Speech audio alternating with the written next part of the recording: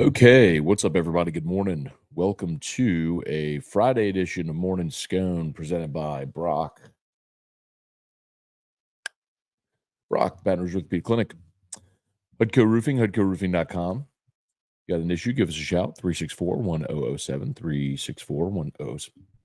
That's what's going on there. I knew that looked off. There we go. There we go. I knew that looked off.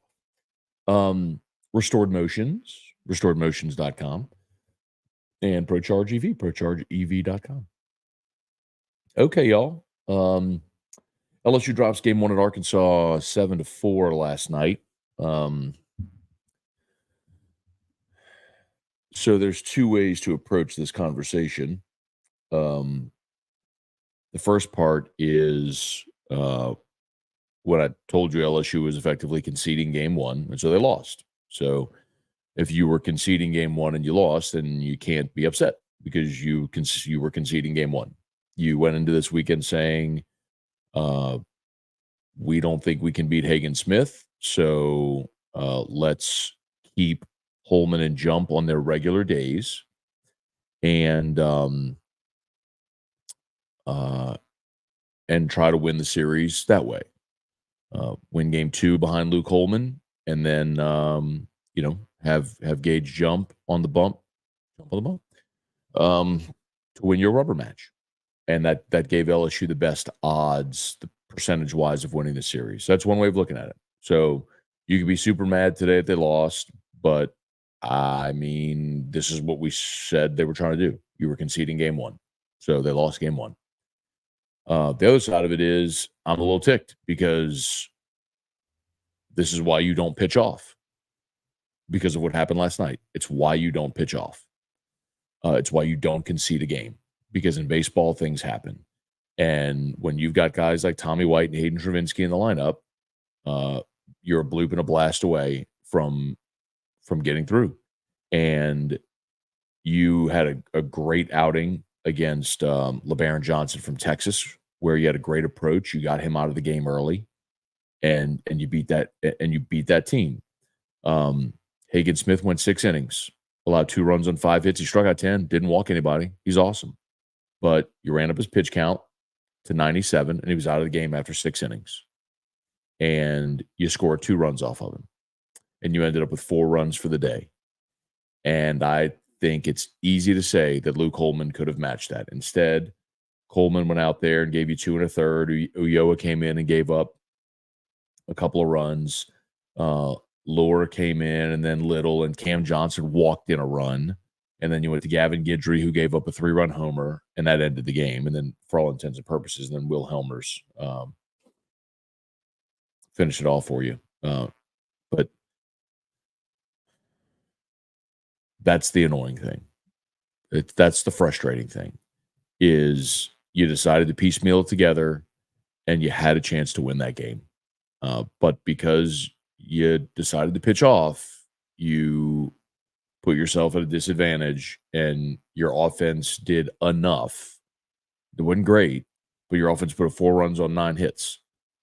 They put up 7 runs on 10 hits. They outhit you by 1. Because their offense isn't good. Their offense has struggled this year. Went into this series hitting 279 against SEC. 279 is 13th in the SEC, and I'd have felt really good about Luke Holman matching Hagen Smith. And if you would have told me that LSU would have had Luke Holman on the bump, I mean, think about what Luke Holman did last week to Florida, which is a good offense. Florida's a good offense, managed 1 run last Friday against Luke Holman. So I get it, man. I mean, it's the chance you take, it's the odds you play, it's the roll of the die, and it's what Jay Johnson elected to do. And I don't blame him. Like, it's again, percentage-wise, it's the right play percentage-wise, but it's why I hate doing it, because it's baseball and things can happen, and that's a great example of it. Like, you could have won that game last night against Hagen Smith if you had Luke Holman on the bump. Whatever. So, Tigers now 2-5 in the conference. You got work to do, man. Today, look, but here's the thing, right? You decided to pitch off, okay, and now you've got Holman against Molina. Now Molina is a Texas Tech transfer. He's a good pitcher, but he's their Sunday guy.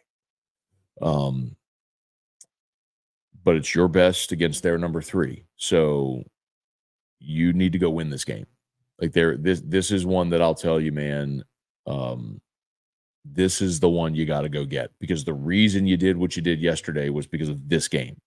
Because now you give yourself a real advantage in this ball game. Let me see if DraftKings has the odds out for today. Like LSU, even on the road, should be a favorite in this game today.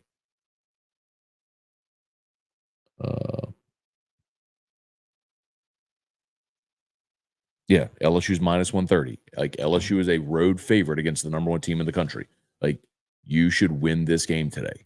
So, and then you set yourself up for the rubber match, and that's if Jay's strategy works out. But the key to the strategy working out is you have to win this game today. Like this is a non-negotiable end.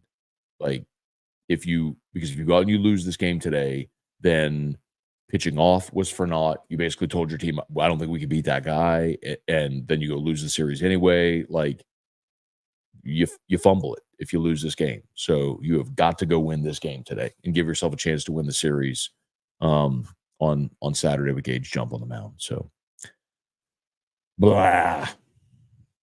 Anyway. Yeah.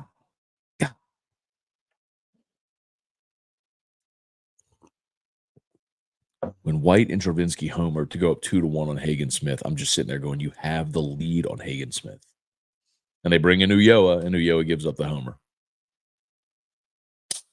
Dang it.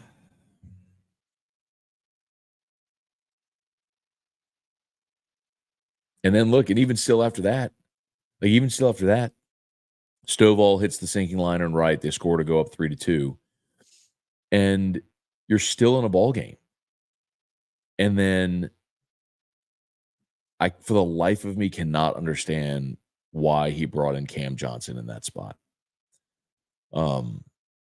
Listen, I understand Cam Johnson is an immense talent and is going to pitch some big innings and huge spots for this program. And I hope this team this year. But that is a guy who has been swallowed up by the moment. He's just a young guy. It happens. Like he was at IMG, playing in front of 50 people, and all of a sudden you're in front of 12,000 people on the road at Arkansas, like, or even at home. I mean, it's the command has been the issue. And look, he looked really good in the midweek, but it's a big difference pitching on a Tuesday night against Southeastern at home with 3,000 people in the stands, and on the road in front of 11,000 people with the bases loaded and the game on the line. So he walked in a run, put you down 4-2, and you came back and you got a run back to make it 4-3. And then Guidry gave up the bomb in the bottom of the 8th. But that's one that's going to stick in your craw because it was there to get. That one was there for the having. All right. I'll stop complaining. All right, let's say some good mornings here. Appreciate y'all for being. Yeah, I'm off of work today. We gave our whole staff off today. So for Good Friday. Hope everybody enjoys Good Friday and their Easter weekend. So I slept in. God, I needed it too. Ooh, God, I need it. Hey, bud. Hey, Drew. You want to say hi, Dad show?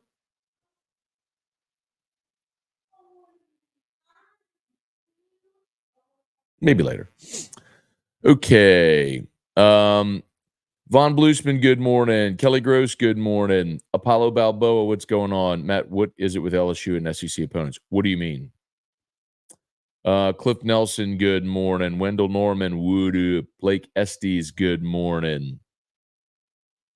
Larry Garner, good morning. Jason H. Kicks of the day for me are the Hair Jordan 7s. Happy Good Friday. I just have on slippers right now.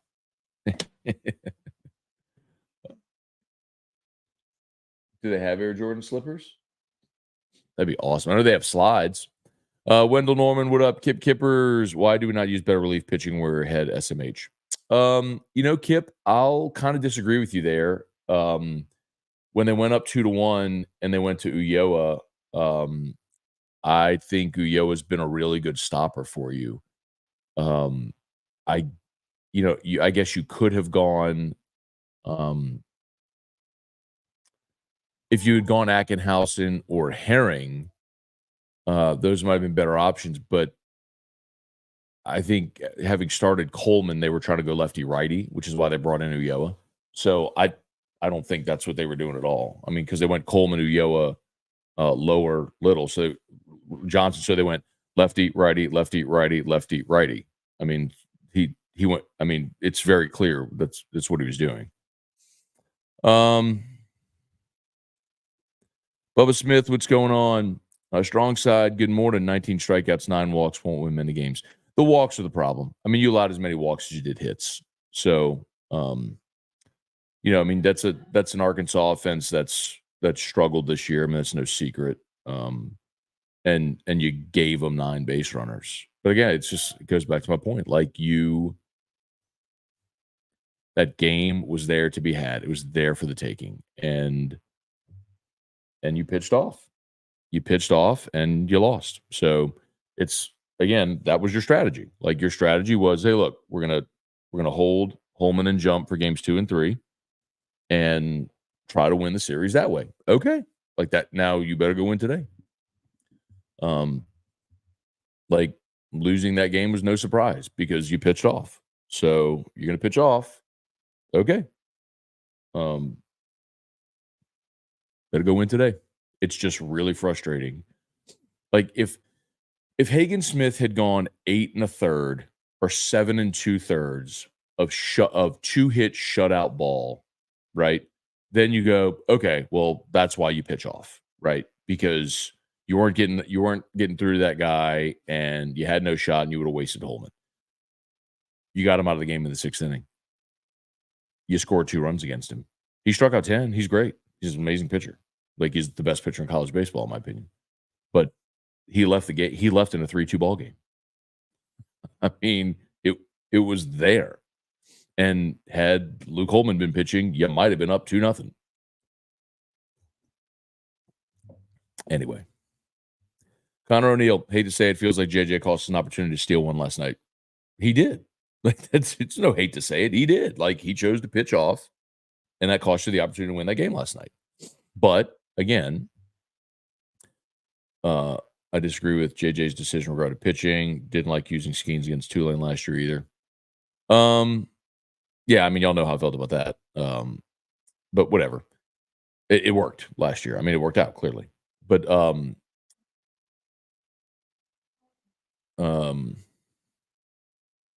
again, like this was the strategy. But it's why I don't like pitching off. It's baseball, and you have enough dudes in your lineup that can do damage to think what happened last night could have happened, where you hit back-to-back homers off of Hagen Smith. Anyway, better go win today. All right, Kip Kippers, Cam Johnson's not the man. I can't say what's up with Kling. So, Kip, I'll disagree with you on Cam. The talent is undeniable. I mean, he's sitting 96 from the left side, and he's got a horizontal break that runs like 18 inches. His stuff is big league stuff. His problem right now is commanding it because he's an 18-year-old guy who's never been in an environment like he was last night. Like he's literally never pitched in an environment like that.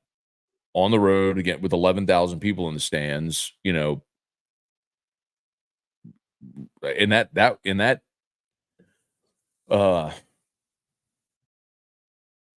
the 7th when Cam went in after Little started walking. I mean, LSU walked 3 straight guys. He walks the first guy to load the bases, and now the place is getting on him. Like he's never experienced that before. I didn't like putting Cam Johnson in that spot. Too big of a spot in a 3-2 ball game to put a kid in who's struggling with his command. Ryan Dixon. Jay feels reactionary and insecure in this team. He needs to leave that to us irrational fans. Um, I think he's searching. Listen, last night notwithstanding, right? Again, I'll say it again because like that there's nothing else to say. You conceded last night's game. Like you you pitched off. You can't sit here today and be if you were okay with the decision to pitch off. Like if you were here yesterday saying, "Oh, it's the right decision to hold Holman and jump," then you can't come here today and be upset that they lost. Okay, I can because I told you I didn't like the decision to pitch off. So because of exactly what happened. So if you were one of the ones who was here saying, "No, it's the right decision, it's the right decision," then you can't be mad today because it's that played it exactly how you expected it would. So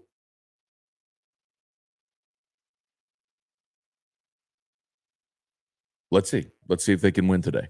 If they win today and they're a favorite. Look, I just told you DraftKings has LSU at minus 130.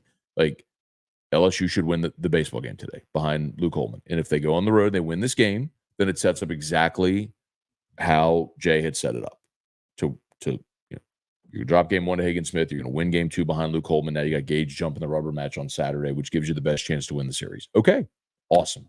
See if you can do it.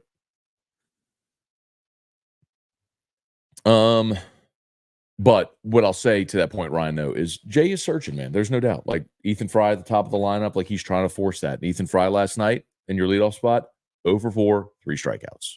Like he is trying to find somebody who can get on base ahead of Tommy White, Hayden Travinski, Jared Jones. Like he is trying. He is trying to find somebody who can get on base at the top of this lineup. And he don't have it right now. Robert Collins, morning, Matt. I've always valued your opinion. With that said, who would you consider LSU's top 3 best pitchers of all time? I think that's easy. It's just a matter of what order you put it. The 3 best pitchers at LSU of all time are Ben McDonald, Aaron Nola, Paul Skeens. I don't even think that's debatable. It's just in what order do you put those 3? I think Nola had the best career at LSU. Like he was the best college pitcher. I mean, he was 2-time national pitcher of the year. Paul Skeens, I think, had Ben McDonald said would have had the best stuff of all time until Skeens came along. So it's really just how you want to frame them, and like in what context, like who had the best stuff, who had the best career, sort of stuff. I mean, they're all amazing, but those are your 3 best pitchers. And there have been some great ones. Don't misunderstand me. Like that's not to discredit guys who went on to have long major league careers.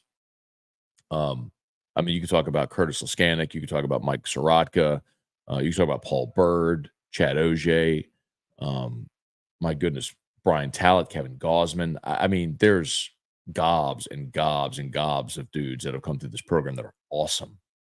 But I don't know how you like if you just want the top 3, it's McDonald, Nola, Skeens, and I just did that chronologically. But those are the 3 best that have ever come through this program. Jacob Sonier, do you think LSU lives and dies by the long ball right now offensively? Yes. Because unfortunately it's a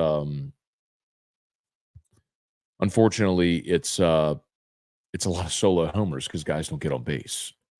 I mean, you have your run producers in the lineup, but it's tough when you're not getting guys on base, man. And listen, I get it. Last night, I mean, you struck out 19 times last night. I mean, 10 of those were Hagen Smith. You got to understand Arkansas. Arkansas is not only the best Arkansas is the best pitching staff in the SEC.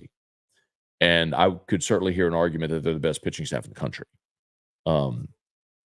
They look like what we thought LSU's pitching staff was going to look like, and it hasn't really materialized yet. Although I think LSU certainly has as much talent on the bump in their staff as does Arkansas.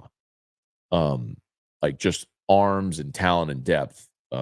Arkansas staff is just pitching better right now. Which okay, I mean it's a long season. We'll see how it all manifests.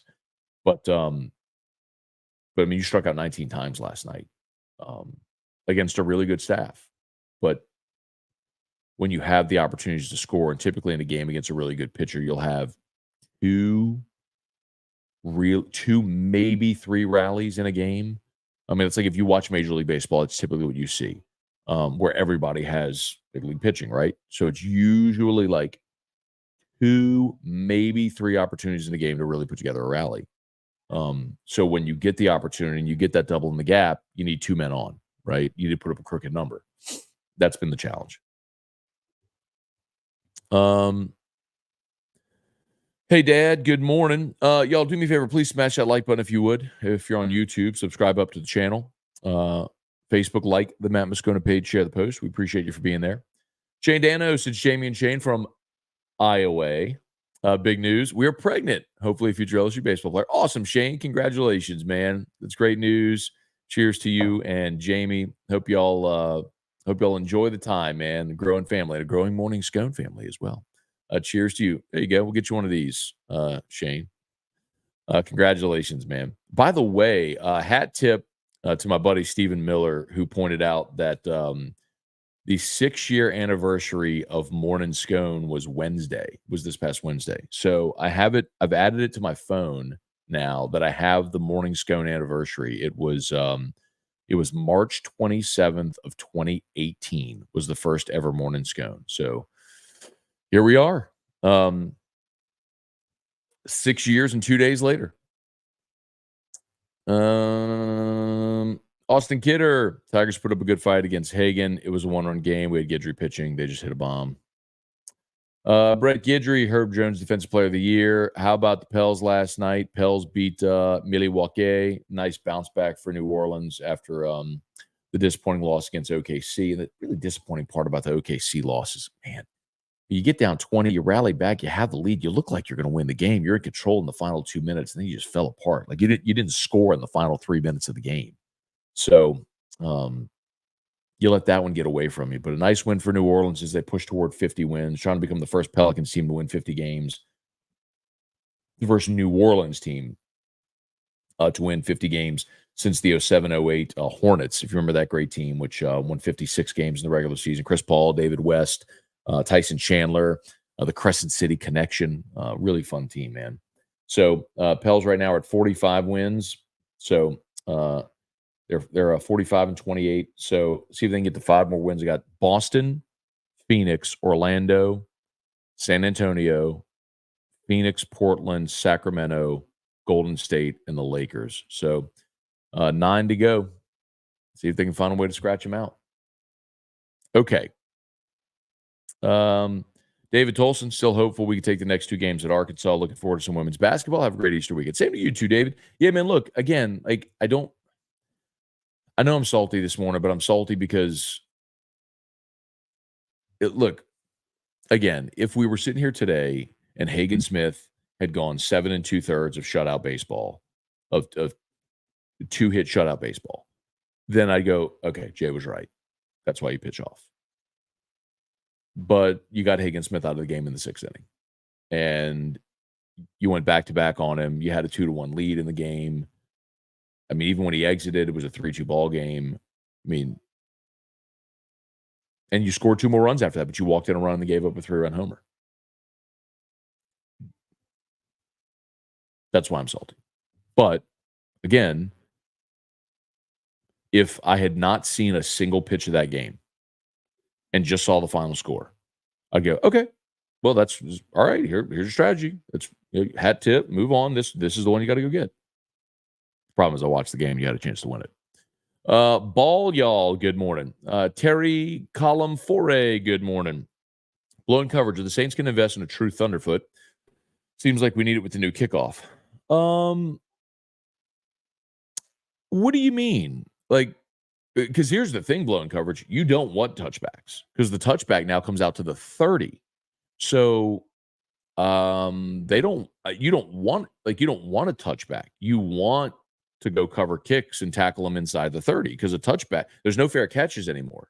And a touchback is comes out to the 30. So you want to kick the ball in the landing zone, right?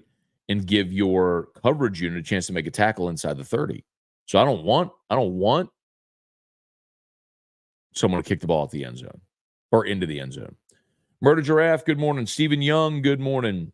Kyle DeVille, what's going on? Go Pels. Yes, indeed. Rocky Killian, happy Good Friday, Matt. Good interview with Gio on AFR. Can't wait to see him play. Yeah, man, that was fun. Thanks, Rocky. So we had Gio Paez on AFR a couple days ago. That's the defensive line transfer from Wisconsin.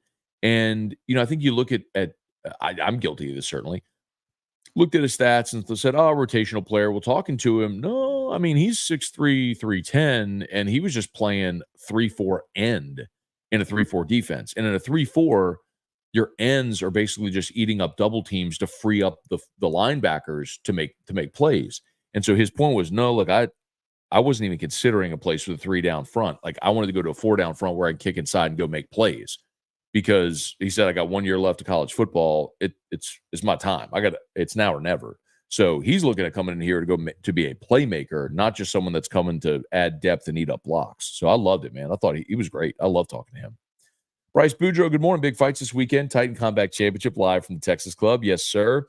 My buddy Casey McKenzie, organizing that promotion, Titan Combat. So if anybody is looking to go watch some live MMA Saturday night at the Texas Club, I'm hopeful, man. I really it's hard to get good quality fights on the local scene and a good promotion. So I'm hopeful that becomes a really good one. And they get good fighters and good fights and good cards. And the first one is Saturday. I'm not gonna be able to make it Saturday, unfortunately. It's Holy Saturday. We're gonna be we do Easter with Erica's family on Saturday, my family on Sunday. So I won't be there on Saturday, but I'm looking forward to getting us to some of the fights. So let's see. Make defense great again, Matt. Is the bullpen a problem right now? Look, I think everybody's inability to throw strikes is a problem. I mean, you walked 9 guys last night. That's a problem. But I'd also say so much of it's situational. Like, for example, if you were in a situation like last Friday, where your best bullpen arms are Griffin Herring, Nate Ackenhausen. I don't think anybody would disagree. You didn't throw either of those guys last night because you knew you're going Holman tonight, and you're probably following up with Herring, Ackenhausen in whatever order, or either of them with an opportunity to win the game, hopefully, right? So, again, that's why you're pitching off. I mean, you treated yesterday like a midweek game. You went to the number 1 team in the country, facing the best pitcher in the country, and you treated it like a midweek game from a pitching standpoint to preserve your opportunity to win the series with Holman and Jump in games 2 and 3. Again, that was the strategy. So if you were okay with that strategy, then you have to be okay with the result last night. Robert Collins, love seeing Travinsky ahead of Jones last night. Thoughts on this? Again, I mean, we've been seeing that. I don't mind. Yeah, sure. I like stacking White, Travinsky, Jones. That's fine. I mean, the problem with Jones is last night he was 0 for 4 with 3 strikeouts. I mean, that's always been his problem. Is the swing and miss. It was a huge problem a year ago, and he's improved dramatically on it this year. Well, I shouldn't say dramatically. He's improved this year, but last night against the true ace, he was 0 for 4 with 3 strikeouts. So Ethan Fry also at your leadoff spot was 0 for 4 with 3 strikeouts. Josh Pearson was 0 for 5 with 4 strikeouts. Like, the top of your order did nothing. Anyway,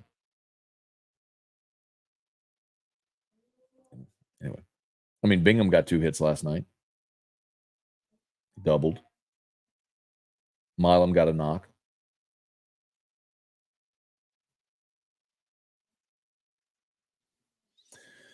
I mean, White and Travinsky each had 2 hits. I mean, your most veteran guys, your best offensive players each had 2 hits last night. Got guys on base ahead of them. That's the problem. I mean, when Ethan Fry leads off and goes, I'm not trying to bag on Ethan Fry, believe me, but like you have to point out for Fry and Pearson were your 1 and 2 hole hitters. They combined to go 0 for 9 with 7 strikeouts. I mean, like those are your table setters for White, Travinsky, Jones, and they went 0 for 9 with 7 strikeouts. I mean, brother, like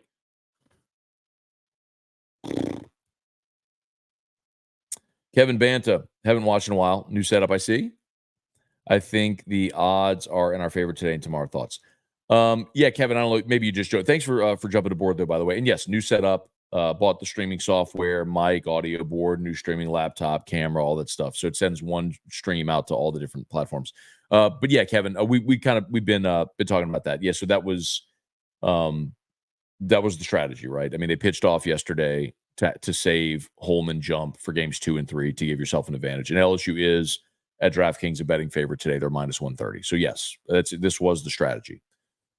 You essentially conceded yesterday to give yourself the best chance to win the series by having your 1 and 2 guys for games 2 and 3.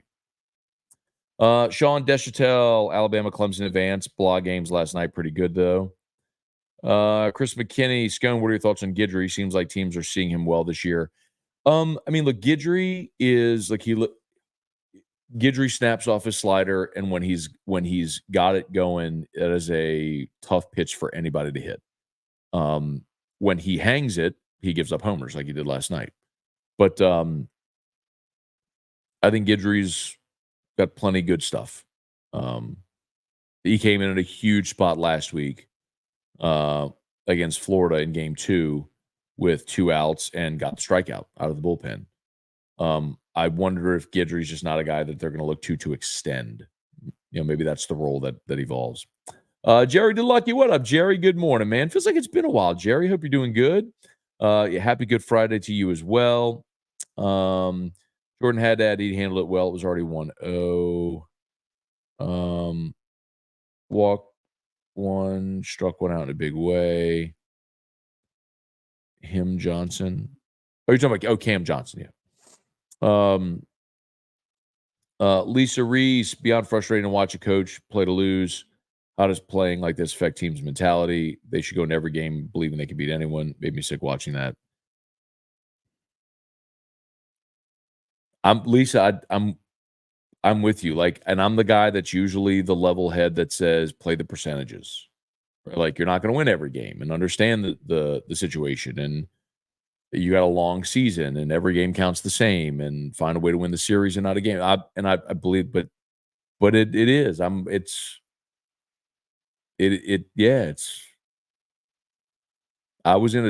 believe me, I was in a small minority because almost everybody I talked to was okay with the decision to pitch off. And I mean, like, baseball people. Like, I don't mean fans, like, no disrespect. I don't mean disrespect, but I mean, like, people, like college baseball people, scouts, like people that I talk to. Hey, what do you see? How's this guy doing? What do you think about that decision? I bounced to get like feedback from people who really know, and like, to a man, everyone was okay with the decision. Like, yeah, it's the right decision. But I'm with you, Lisa, in that it's hard. It's hard to watch. Like, it's hard to say, all right, look, we're going to concede game 1. Because, I mean, if LSU was playing a 3-game weekend against Nichols, I could understand Nichols doing that, saying, hey, let's find a way that we could scratch out 1 in this series. Then you get it when you're at an extreme disadvantage. When you're LSU and you got Luke Holman, like, he's a dude too. You can't do that in Omaha. You can't pitch off in Omaha. You got to go win. Go win.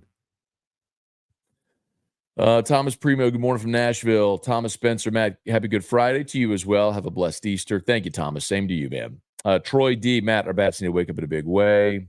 Kenny Doran, we're LSU. We do not have a leadoff that can get on base. You know, Kenny, they've tried Kling, they've tried Braswell, they've tried Milam, they've tried Bingham, now they've tried Fry.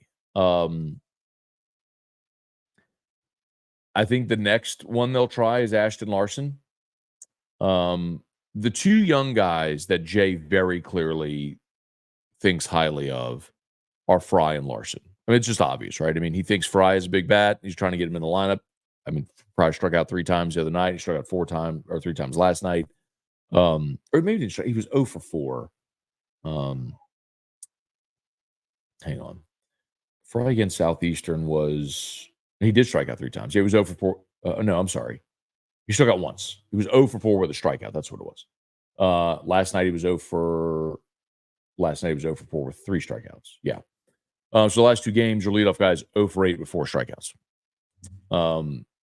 So I think Larson would probably be the next guy he tries.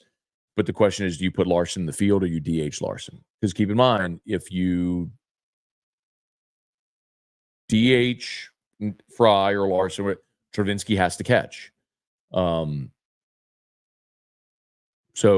do you want Travinski to DH? Do you give Neal another shot behind the plate to get his bat in the lineup? I mean, Neal got a pinch hit at bat last night and struck out.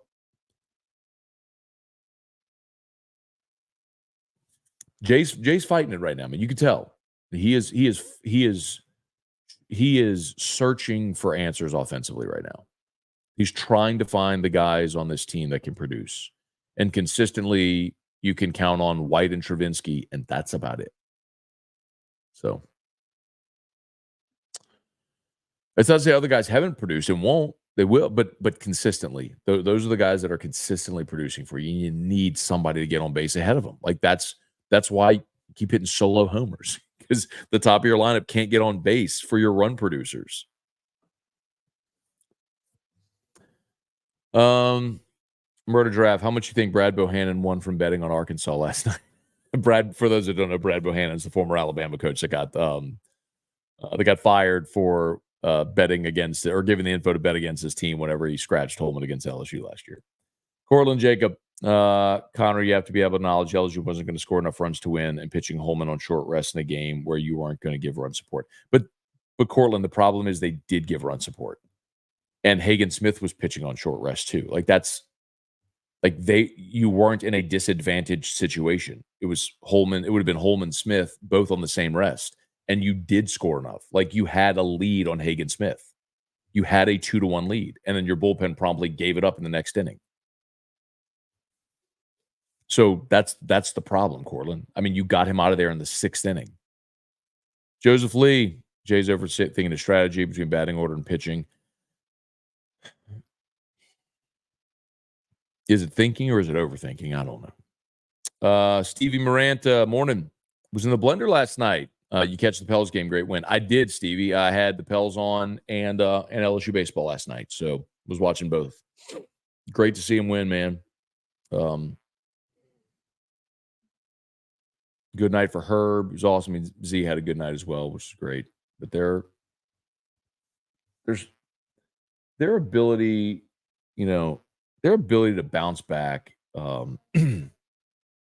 after a loss. I need to go look at that and see how many times we've seen this team lose back-to-back. I mean, they always seem to bounce back after a loss. I'm looking for the last time the Pels lost consecutive games. Let's see. Miami and Chicago, February 23rd and 25th. They lost 3 in a row back in January. It's twice. Then in December, they lost back-to-back games, December 23rd and 26th. It's 3 times. Then back in November.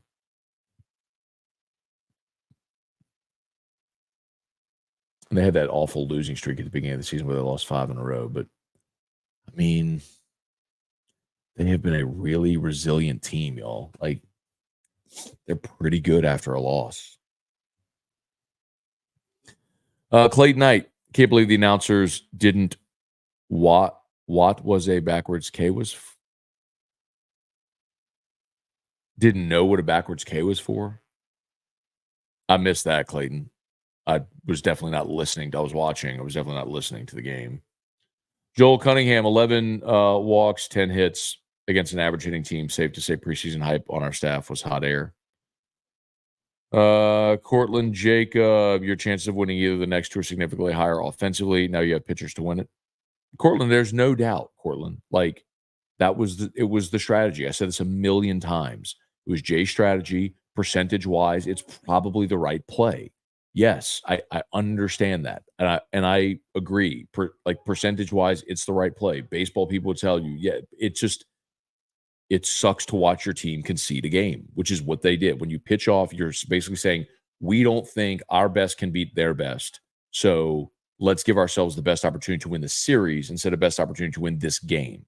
So I get it. I understand that completely, and the but it sucks to watch it manifest, and then to know you had a chance to win that game is what sucks even more. That's all. But you got to go win today. So go win today. If you go win today, then we can say, all right, look, you did what you did. You split the first two. It's a rubber match, and now you have an opportunity with Gage jump on the mound to go win the series on the road against the number one team. But you got to go win today. So go do it. Damon Gilmore, Jerry, everyone needs to breathe. They had to replace 7 position players from a national championship team, not to mention the number one player and pitcher selected in the MLB. Everyone breathe. It's a long way. Jerry, the best comp is Tennessee. And y'all probably going to start hearing me saying this more and more, but 2 years ago, Tennessee had arguably the best season in college baseball history. It was arguably the best season in college baseball history. It's in the conversation, and they didn't even make it to Omaha. But that team had the best season, the best regular season, arguably in college baseball history. And they lost a ton from that team. They hit the portal. They had some key pitchers returning. Dolander was back, and anyway, and they started league play 5-10. They were 5-10 at the halfway point of conference play, and they made it to Omaha. So, I mean, you have a recent example of a team. So, yes, I mean, it's a long season, and you're right. You just got to breathe. Like, I'm not upset they lost the game last night. I know what Jay's doing. I'm not upset that they are where they're like the one that sucks for sure. Like you got to play it against Mississippi State. The one that sucks was game 2 against Florida. Like you should have won the Florida series. That's the one that really, really stings. Make defense great again. What about Milam in the leadoff spot? Milam was in the leadoff spot. He was batting leadoff, and in the pre-conference, that was kind of where he got. And then against Mississippi State, he really struggled, and he has struggled offensively here at the start of SEC play. So it's like he did well in the pre-conference. He has not done well against SEC pitching. That's been the problem. So that's why they put Bingham in the leadoff spot. Okay, let's get someone who's more veteran in that spot. And Bingham didn't produce. Well, now they're trying Fry in the leadoff spot. So look, I like Milam in that spot because Milam's going to give you a competitive at bat. Even if he's not going to get on base, he's a guy that's going to be able to fight off pitches. He's going to make a pitcher work. I mean, in the leadoff spot, especially at the start of the game, your objective is to make the pitcher work and throw every pitch in his arsenal so that your guys get a look at everything he has. And I think Milam does that. Like that would honestly be my choice. I think he's kind of, the old dirtbag mentality. Like I like that would be my choice, would be Milam. But in fairness, he did have that opportunity. And come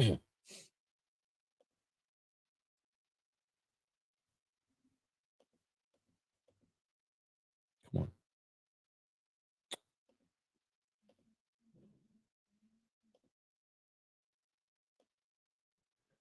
So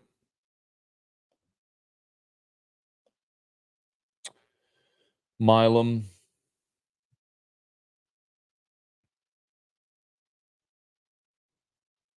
against State went 0 for 3, 1 for 3, 0 for 4 in the leadoff spot. So on the weekend, he was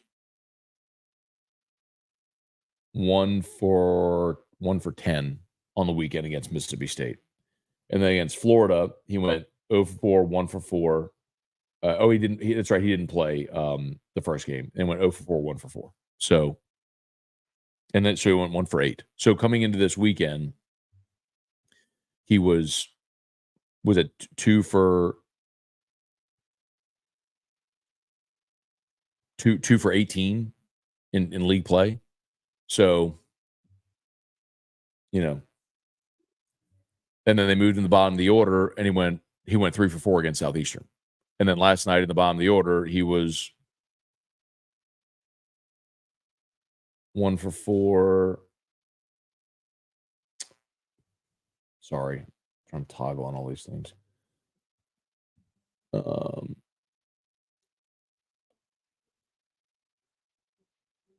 Yeah, he was 1 for 4 last night. So one of the few that got a hit. Let's see. Dad, Yankees. Yep, nice comeback. For sure. 162-0. Let's go. Dale Broussard, been here for 6 years. Awesome, Dale. Yeah, so I guess I mentioned a bit ago. Yeah, Wednesday was the 6-year anniversary of Morning Scone. So thanks to all. Today is episode 2246, I believe.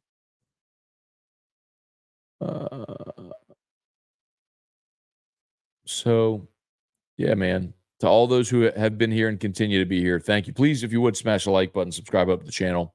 If you're there on YouTube, Facebook, like the Matt Moscona page, share the post. Bubba Tatum hiking through a national forest with the kids with Scone in the earpiece. Very good, Bubba. I love that, man. Y'all be safe. Deborah Coward, good morning. Happy Easter. Brad Huff, why did we go lefty last at bat? I don't know. Well, I did or didn't. Who do you mean at the hang on?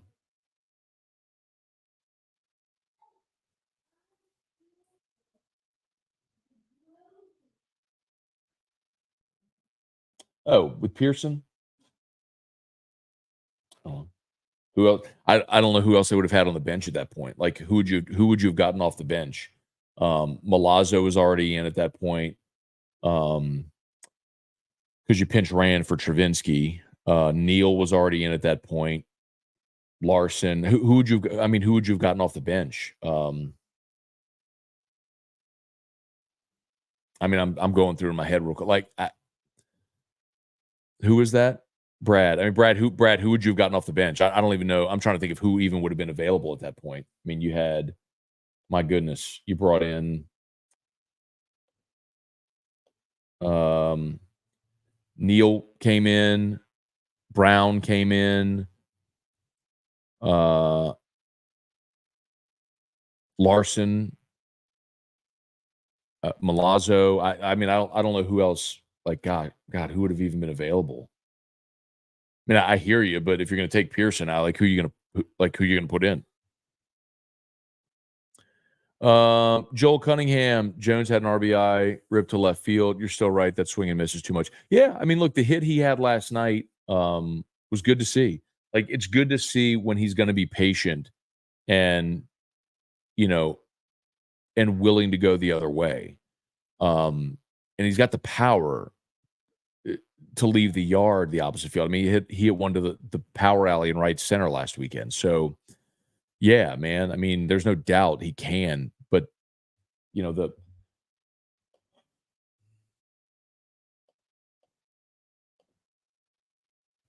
Jones right now is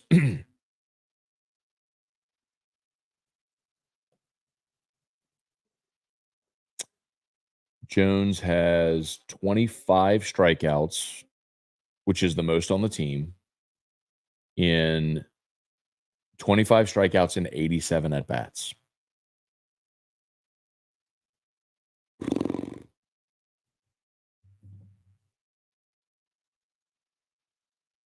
Now, that's 29% of his at bats. 29% of his at bats, he's striking out. Now, Travinsky has 23 strikeouts in 90 at bats, which is 25%. So Travinsky striking out 1 out of 4. Jones is a tick above that. Like, your real problem is Paxton Kling. Paxton Kling has struck out 23 times in just 67 at bats. That's 34% of his at bats are strikeouts. I mean, 1 out of every 3 ABs is a strikeout. But you look at Jones a year ago, like, so I told you he's striking out 29. Jones striking out 29% of the time.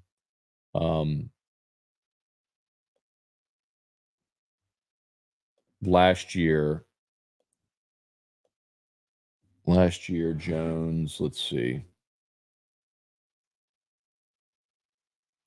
Jones, 161 ABs. He had 69 strikeouts, 69 and 161, which was 43% of his at bats. Right. Like, that's Ooh. So he went from striking out 43% of his ABs last year to right now he's at 29% of his ABs striking out. So it's dramatically, it's not good, but it's dramatically improved from last year, which was bad, objectively very bad, striking out in 43% of your at-bats. Bailey C, love the Pels beat Giannis. Heck yeah, man.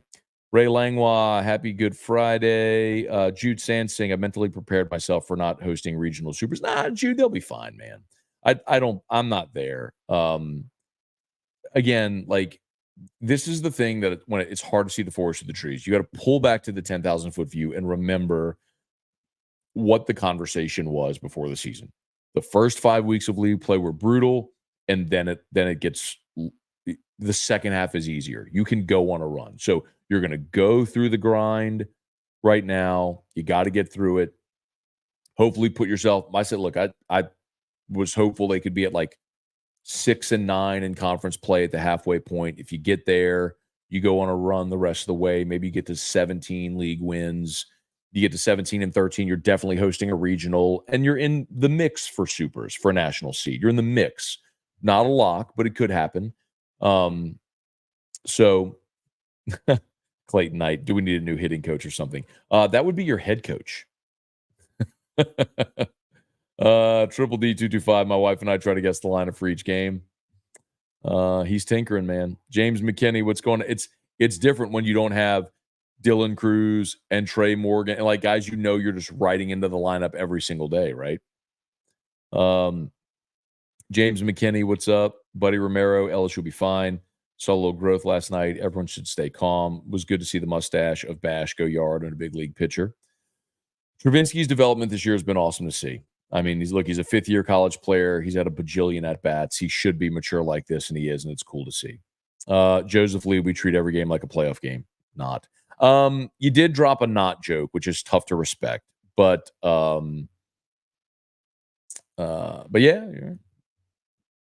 Irfan Sayed, Gummalligan. Sorry for the inside joke. Got to keep doing. No, Irfan, you keep doing Gummalligan. I'll explain the inside jokes for sure. But yes, do the inside joke. Do the Gummalligan. Gummalligan. Michael Guidry, we definitely hung in there till the 8th. 3-run bomb. Your thoughts on tonight? Just joining. Yeah, Michael. You set yourself up to win tonight. You conceded yesterday to win tonight. You better go win tonight. Leslie Martin, good morning. Darren Gagnon, pitching backwards is like bunting. I despise doing both. Me too. Chris Venable, what's going on? Good morning. Reed Rule, happy Friday. One of the worst strike zones I've ever seen last night. Contributed about half the strikeouts. When will Fry be ready for right field and to get Travinsky away from catcher? Well, those two aren't necessarily congruent because like Neil isn't you're saying put Fry in right and catch Neil is what I'm assuming you're saying. But Neil isn't your everyday right fielder. They've put him out in right to get his bat out there, but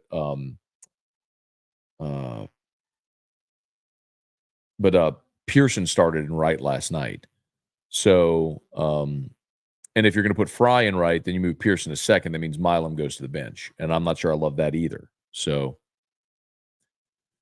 the challenging part right now is you just don't have anyone that's gone and just like snatched, like put a stranglehold on a job. Like that's what you'd love to see, is somebody emerge and just say you're not, like that's what Cade Beloso did last year.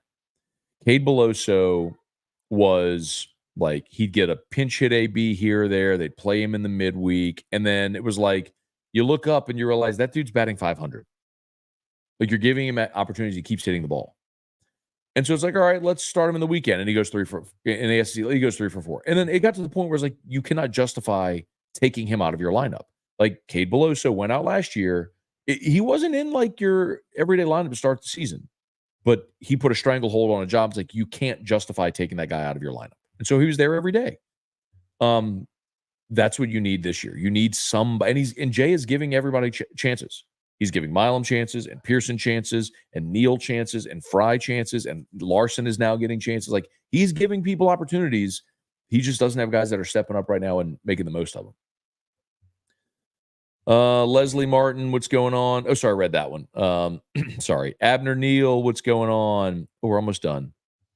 Let's see, Taylor Hudson and HD Williams. Happy Easter, Matt E. Rock and Drew. Thank you, HD. Appreciate it, man. Same to you.